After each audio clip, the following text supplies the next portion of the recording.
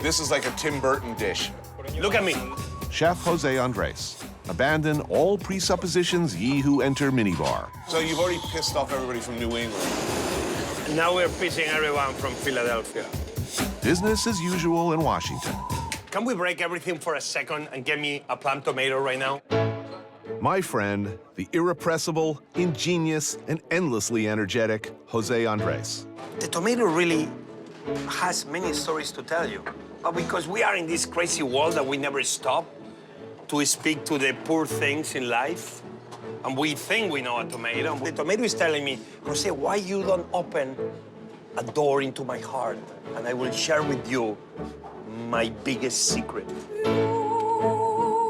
And when you talk to the tomato, we are able to find the most amazing gelatin in the history of mankind, which we have to do nothing, only listening. We get these seeds.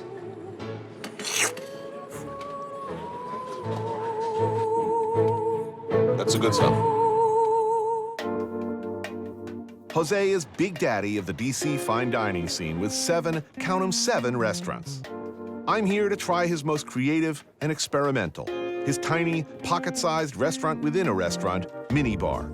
6 very special seats at a very special bar tucked away inside Cafe Atlantico. At MiniBar, we do what people in a wrong way, they call it molecular gastronomy, which I don't call it that way. Who admits to doing molecular gastronomy? Because I don't know anyone who says I do it, other than people who do it really badly. Trying to keep up with Jose is a hopeless task. One simply gets swept up into his wake and hangs on. Here he whipsaws me through the farmer's market outside his restaurant. Put your nose in the box of peaches. Smell it. Nice. No, very close, very close. Close to the skin, very close. Well, this reminds me of camp. Come on, but they smell to peaches. Sometimes it's so difficult. I'm in love with this. It's important to Jose that people realize that what matters is what the food is saying, not what he's saying to the food. That makes perfect sense to me, by the way. See, it's like these beautiful blackberries. But take a look. If we will break these into tiny ones, all of a sudden becomes like big caviar, sweet pieces of blackberry. That's what I will do at MiniBar. I'm not doing it right now, but I just got inspired. And we're off on one of the riskier and greater adventures in food you could have in America. Sometimes we only try to impose. It's when we create disaster dishes. When you don't try to impose, you only try to go with the flow. Bingo, you got it.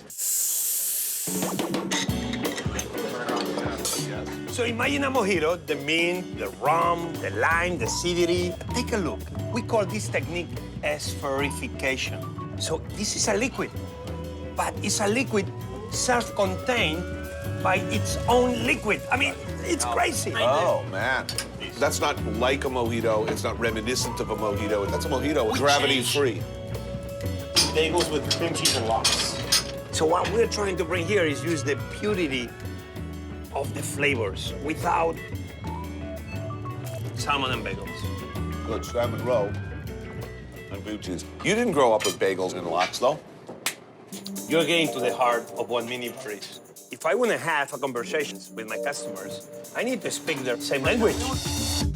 I cannot be pretentious and expect them to understand me. A lot of what people are reacting negatively to, I think, about a new Spanish cooking is there is no reference point. Or if there is a reference point, it's not their reference point. Okay, this is a new New England clam chowder. New in the sense that it's deconstructed. Each of the classic components is prepared and treated separately, then assembled next to each other on the plate.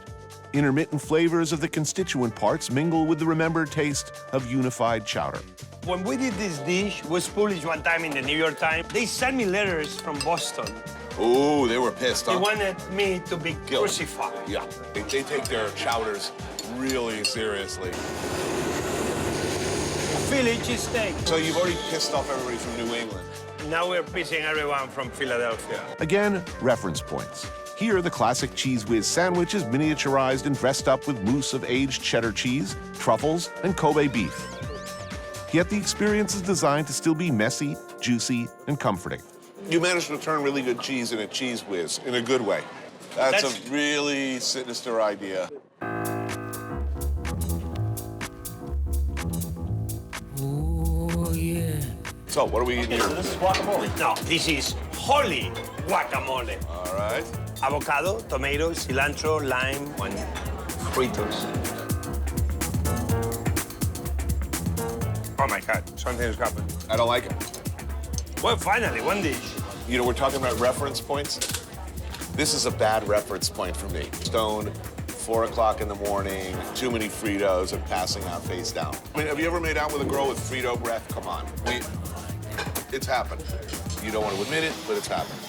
To cut this, cut. Oh, man. Often you talk about sex porn. The Food porn. closest...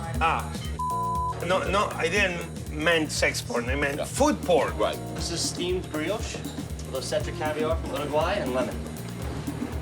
That's really, really remarkable. Hold on. You are not charging me for this later? No, that's great. That's one of the world's great ideas. This comes from the heart? Yes. That's a where have you been all my life dish.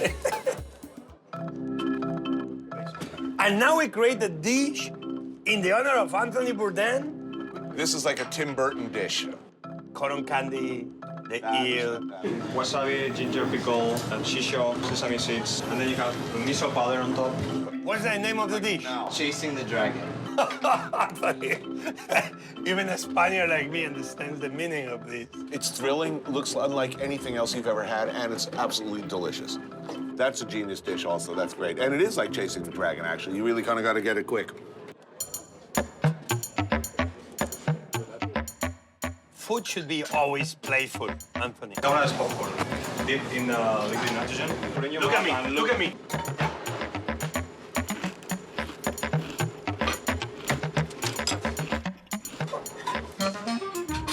Okay, this is caramelized popcorn. It's what it is. I Right. grew up with this. Probably you. Yeah.